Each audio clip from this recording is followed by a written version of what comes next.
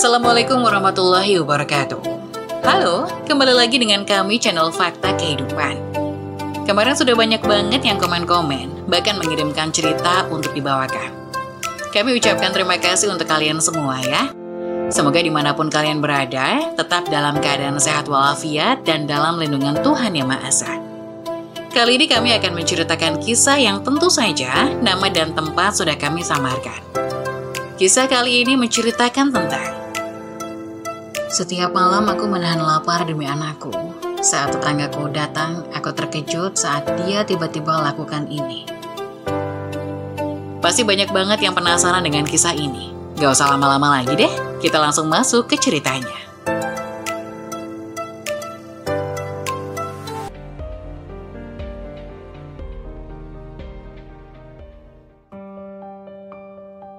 Setiap malam aku menahan lapar demi anakku. Saat tetanggaku datang, aku terkejut saat dia tiba-tiba lakukan ini. Pagi-pagi sekali, Yati membuat sarapan. Hanya rebusan daun singkong dan daun ubi jalar dengan sambal terasi, di mana cabainya dari belakang rumah. Tumbuh subur dengan cabai yang lumayan banyak. Kemudian, mencuci baju, menerjang air dingin yang menggigilkan tubuh yang sudah tidak bisa dikatakan mudah. Yati berusia 47 tahun. Hidup dengan kedua anak, satu perempuan yang paling besar dan satu laki-laki, anak terakhirnya. Yati ditinggal meninggal suaminya 2 tahun lalu, yang menjadi titik awal kehidupan Yati yang sekarang. Serba kekurangan, namun berusaha mencukupi. Selesai ia mencuci baju 2 ember. Selain milik keluarga sendiri, juga titipan tetangga. Yati diberi kelonggaran untuk mencucinya kapan saja. Namun, selalu ia selesaikan tidak lebih 2 hari. Itu pun menjemur bajunya di jemuran tetangga yang titip cucian padanya. Jadi, begitu baju-baju itu kering, maka pemiliknya akan mengangkatnya dari jemuran. Terkadang, langsung memberi upah pada Yati. Entah dengan sejumlah uang atau sekedar makan. Yati menerimanya, asalkan apa yang dilakukannya bisa mendapat timbal balik. Pukul 6:30, Yati membangunkan anak-anak untuk sarapan.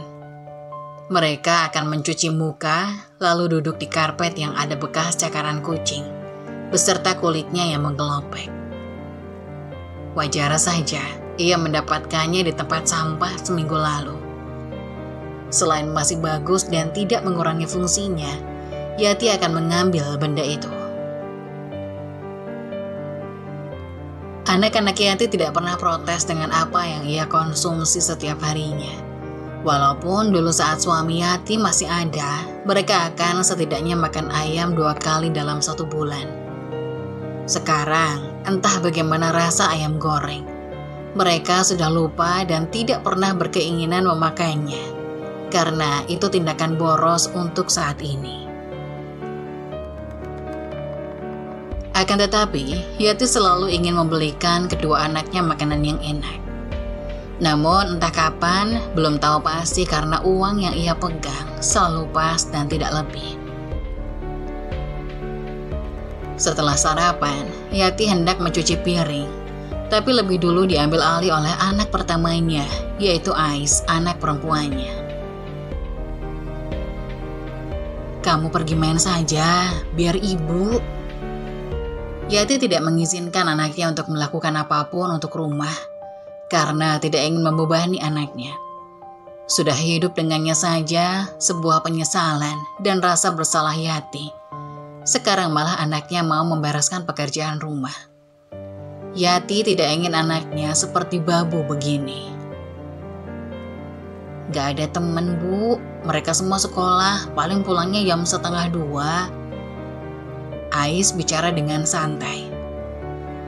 Berbeda dengan Yati yang terdiam dengan hati yang bergetar, lagi-lagi merasa bersalah. Di usia Ais yang memasuki 7 tahun, di mana teman seumurannya mulai masuk kelas 1 SD, Ais belum pernah merasakan sekolah sama sekali. Bahkan anak keduanya yaitu Putro mengikuti nama ayahnya yang artinya suami Yati.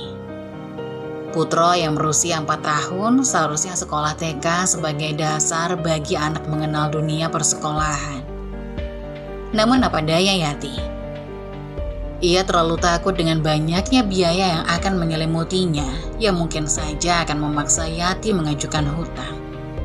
Suatu prinsip dalam hidup Yati. Tidak pernah berhutang walaupun sepeser pun. Jikapun berhutang, ia akan memastikan sanggup membayarnya dalam waktu dekat.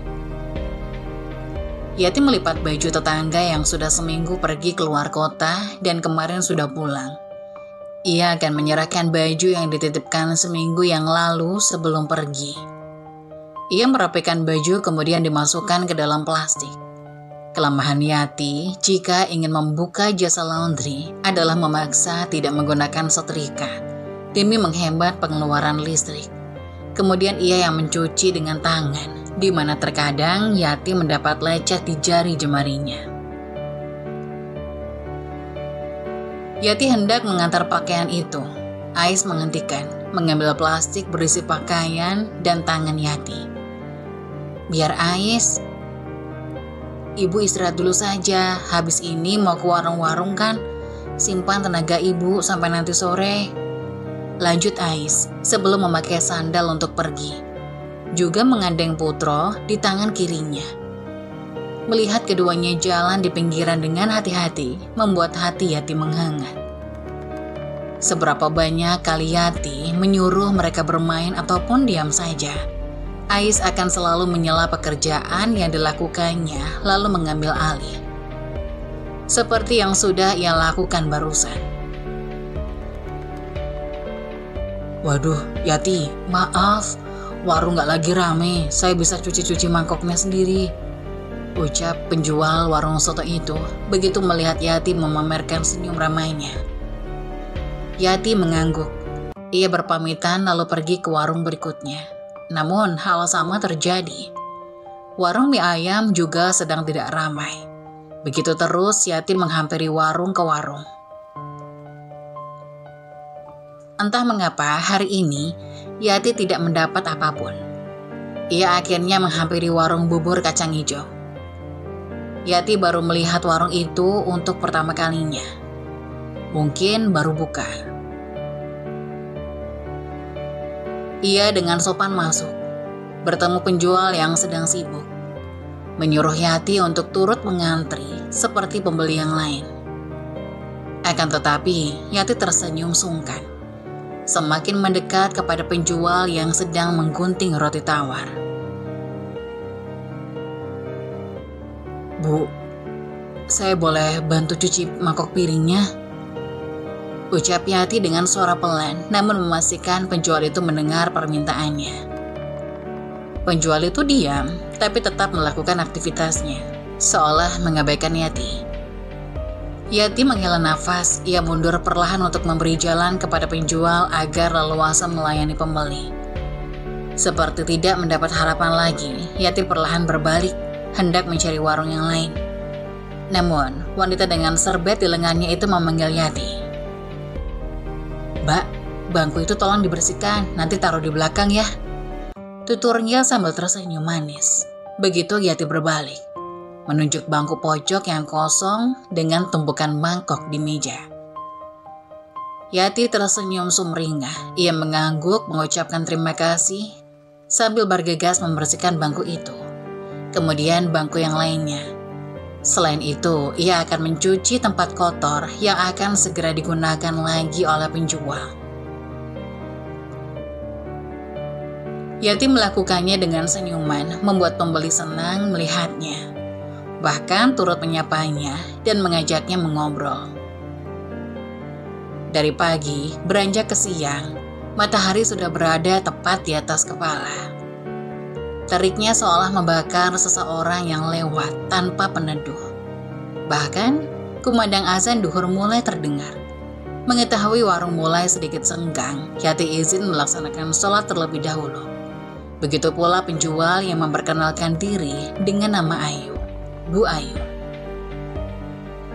Selagi mereka sholat, warung dijaga oleh anak Bu Ayu yang sedang berhalangan untuk sholat. Ketika selesai sholat, Yati disuguhkan bubur kacang hijau yang jarang dijual di sekitar sini, sehingga wajar kalau sempat ramai. Namun tidak terbayangkan oleh Yati akan diberi bubur hijau ini. Makan siangnya, maaf kalau cuma bubur. Bu Ayu tersenyum, menunjuk bubur dalam mangkok dengan jempolnya. Yati mengangguk. Ia sangat bersyukur apapun yang ia terima. Sehingga sudah beberapa kali ia mengucapkan terima kasih kepada Bu Ayu. Ia menikmati bubur kacang hijau yang rasanya sudah terlupakan. Seperti mengenang masa lalu, saat pernah menyuap bubur kacang hijau bersama suaminya. Kala itu, Yati yang membuat bubur kacang hijau.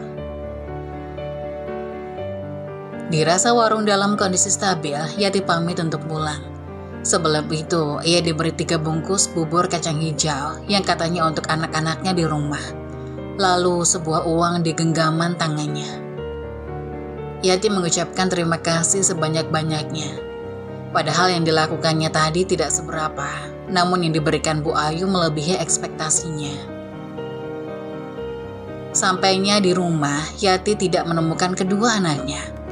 Mereka sedang bermain dengan anak tetangga yang pasti sudah pulang sekolah.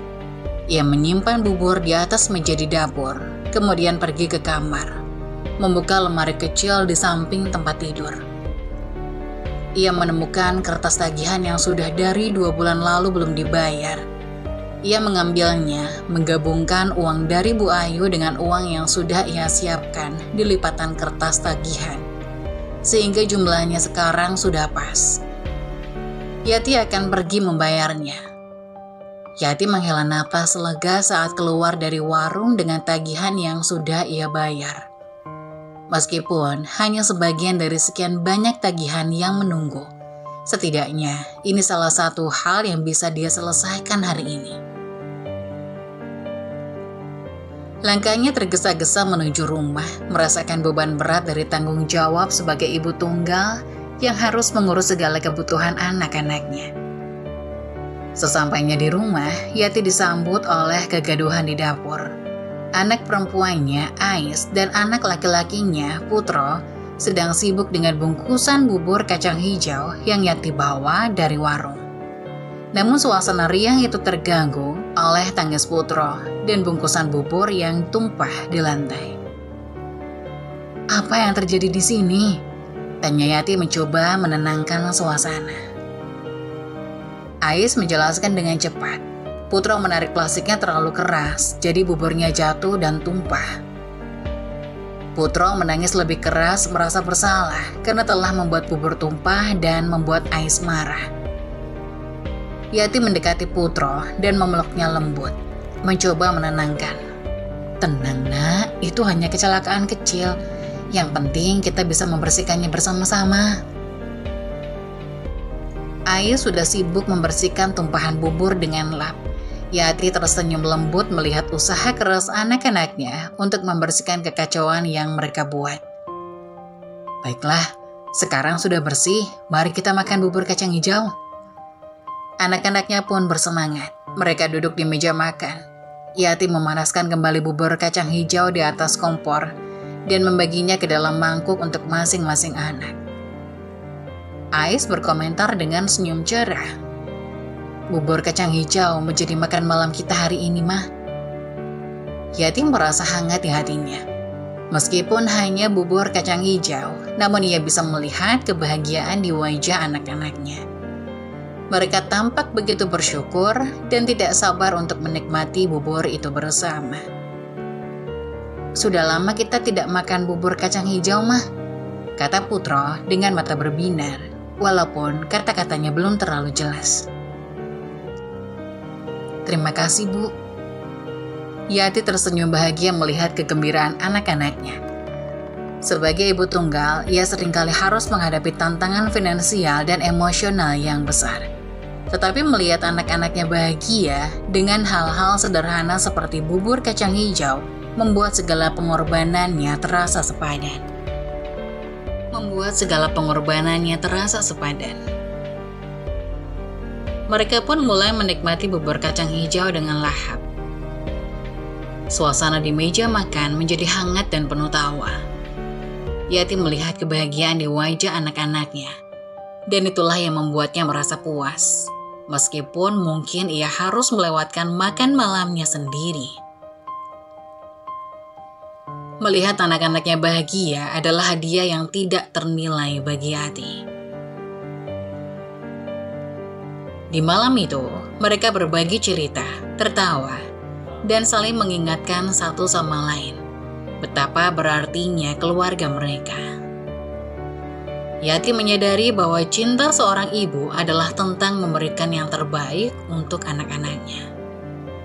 Bahkan jika itu hanya bubur kacang hijau di meja makan mereka. Ketika mereka selesai makan, Yati merasa lega dan penuh rasa syukur. "Terima kasih, Nak," ucapnya sambil memeluk kedua anaknya. "Kalian adalah segalanya bagiku." Anak-anaknya membalas pelukan dengan erat. Di dalam pelukan itu, Yati merasa penuh dengan cinta dan kebahagiaan. Mereka adalah keluarga kecil yang kuat dan penuh kasih sayang. Dan itu adalah segalanya yang mereka butuhkan. Hari-hari Yati menahan lapar di malam hari, demi bisa membuat anaknya makan. Rela melihat keduanya anak menyuap makan dengan lahap. Padahal perutnya berbunyi minta diisi, lalu menelan ludah setiap suapan dikunyah enak. Yati sadar diri dengan kondisi ekonomi keluarga. Jadi ia terus berusaha bekerja untuk membayar tagihan yang tersisa, lalu untuk hidup sehari-hari. Tak jarang merasa pusing dan lemas lantaran belum makan sedari malam, bahkan melewatkan sarapan karena mengejar jam kerja. Kesibukan yang dilakukan Yati akhir-akhir ini membuat ia jatuh sakit. Bertambahlah rasa menyesal di hati Yati lantaran merepotkan anaknya yang masih kecil untuk mengurusnya. Diam-diam Yati selalu menangis di malam hari begitu Ais dan Putro tidur di sampingnya mengampit tubuh Yati. Entah apa yang akan ia lakukan kalau berhenti bekerja selama sakit. Entah bagaimana kehidupan anaknya jika harus menahan lapar demi obatnya. Yati tidak tega. Ia mengusap kepala Putro, kemudian mengecup dengan sayang. Hal yang sama ia lakukan kepada Ais. Keesokan paginya, Yati bangun kesiangan. Karena obat yang ia konsumsi yaitu obat dari warung, serta karena menangis semalaman. Ia memaksakan diri untuk bangun dari tempat tidur, lalu pergi ke dapur. Ada Ais dengan piring serta sutil kayu yang ditambahkan paku untuk menahan kepala sutil agar tidak lepas. "Ais lagi apa?" tanya Yati sambil menilik dapur, melihat wajan yang ada telur yang baru dimasukkan dengan api kecil. "Tetangga sebelah kasih telur, Ais nyoba goreng telur, ini baru dimasak," jawab Ais sambil tersenyum senang. Awalnya bersemangat untuk memasak. Yati tersenyum tipis, ia membalikkan telur dengan sutil di tangan Ais, seperti Ais yang membalik telur. Reaksi dari putrinya membuat hati Yati menghangat. "Putro kemana, Ais?" Yati yang tidak menemukan Putro di kamar atau di ruangan lain menanyakan keberadaan adik Ais. Sebelum ia masuk ke dalam kamar mandi, mencuci wajah sambil kumur-kumur beberapa kali. "Main kali, Bu, Ais juga nggak tahu. Tadi Ais nyuruh jangan ganggu ibu sama Ais." Yati terkekeh di dalam kamar mandi, dengan langkah perlahan sambil berpegangan dinding-dinding untuk menopang beratnya. Waspada jika tiba-tiba terjatuh atau oleng lantaran masih merasa pusing. "Itu sudah matang, Ais, ayo diangkat," ujar Yati mengarahkan putrinya. Dengan sigap, Ais mengangkat telur yang telah matang dari wajan. Memindahkan ke piring, ia mencium wangi telur yang menggugah selera seperti mau ngiler. Sarapan selesai, Ais dan Putro akan pergi entah kemana, tidak mengganggu Yati beristirahat di rumah. Tapi mereka berpesan agar Yati tidak memaksakan diri, terutama Ais. Ia melarang tegas ibunya untuk melakukan pekerjaan rumah terlebih dahulu. Namun Yati tidak bisa diam saja. Ia menginginkan anaknya bisa makan hari ini. Ia akan mencuci pakaian, walaupun kepalanya sambil menyender dinding. Terkadang memejamkan mata untuk menahan pusing, lalu kembali mencuci baju. Di sela mencuci baju, datang seseorang dengan ketukan kasar di pintu. Hati-hati gentar, ia bangkit perlahan menutup pintu, mempersilahkan orang itu untuk bertemu. Ternyata adalah pihak listrik serta air yang tersalurkan di rumah Yati. Mereka menagih agar membayarnya dan mengancam akan memotong jalur ke rumah Yati. Sehingga sama saja Yati tidak memiliki akses untuk menggunakan air ataupun listrik. Bisakah beri saya waktu lagi? Saya sedang sakit, tidak bisa kerja. Saya sudah berusaha menabung, tapi belum tercukupi. Saya mohon, Pak. Dengan cemas Yati menangkup kedua tangannya. Kedua pria itu menghela nafas. Pergi begitu saja. Dengan begitu Yati diberi waktu, entah sampai kapan. Yati menutup kembali pintu, mengusap dadanya yang sesak. Ia merasa tertekan, memikirkan semua tagihan-tagihan itu membuatnya semakin pusing. Hampir saja melangkah kembali ke tempat mencuci baju, pintu kembali diketuk. Kali ini dengan sabar, bukan menuntut. Ternyata tetangganya jarang sekali mengunjunginya, bahkan jarang saling sapa. Mungkin ada yang perlu, Yati bersikap ramah dan sopan. Ada apa ya? Cucian saya lumayan banyak, Bu. Bisa bantu saya bereskan? Soalnya saya mau pergi keluar kota buat menghadiri acara wisuda anak saya. Ibu itu meminta dengan sopan. Kemudian menyerahkan amplop ke tangan Yati.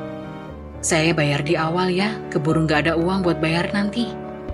Candanya dengan terkekeh. Yati sungkan menerima, ia tidak pernah meminta bayar di awal kepada yang menitipkan pakaiannya untuk dicuci, baru kali ini. Namun, Yati tetap menerima. Tidak ingin menyia-nyiakan pekerjaan ini, ia juga mengangguk setuju. Tapi nyucinya di rumah saya ya, Bu, bisa? Ada banyak soalnya, mau diantar ke sini nanti repot, balikinnya juga nanti repot. Tutur ibu itu menambahkan sebelum pergi kembali ke rumahnya. Yati membuka amplop yang diterima. Ada sekitar uang merah, sejumlah 10. Yati terkejut. Ini terlalu mahal. Memangnya sebanyak apa pakaian yang harus ia cuci? Mengapa bayarannya banyak sekali? Yati jadi takut untuk menyimpannya.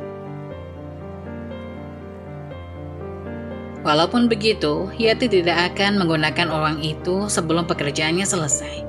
Ia kerap ke rumah tetangga itu, diberi akses untuk menjelajahi rumahnya. Tentu saja, Yati juga menjaga diri dan privasi pemilik rumah. Datang untuk mencuci baju menggunakan mesin cuci telah diajari oleh pemilik rumahnya sebelum pergi keluar kota.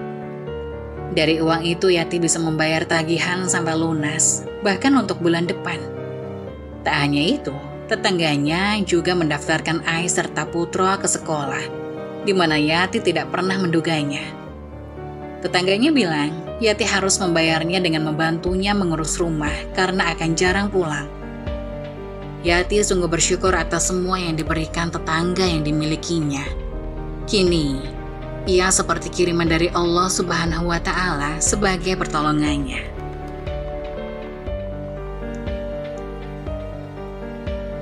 Saat-saat tersulitmu seringkali mengarah pada momen-momen terbesar dalam hidup. Teruskan, situasi sulit pada akhirnya membangun orang yang kuat. Mengeluh tidak akan pernah bisa memperbaiki keadaan. Bersemangatlah dalam menjalani hidupmu dengan ikhlas dan kesabaran. Begitulah kisah dari salah satu subscriber kita. Semoga kita dapat mengambil hikmah dan nilai-nilai penting yang bisa kita jadikan contoh pada kehidupan kita sehari-hari. Bagi kalian yang ingin memberikan kritik dan saran yang membangun, kalian bisa tuliskan di kolom komentar.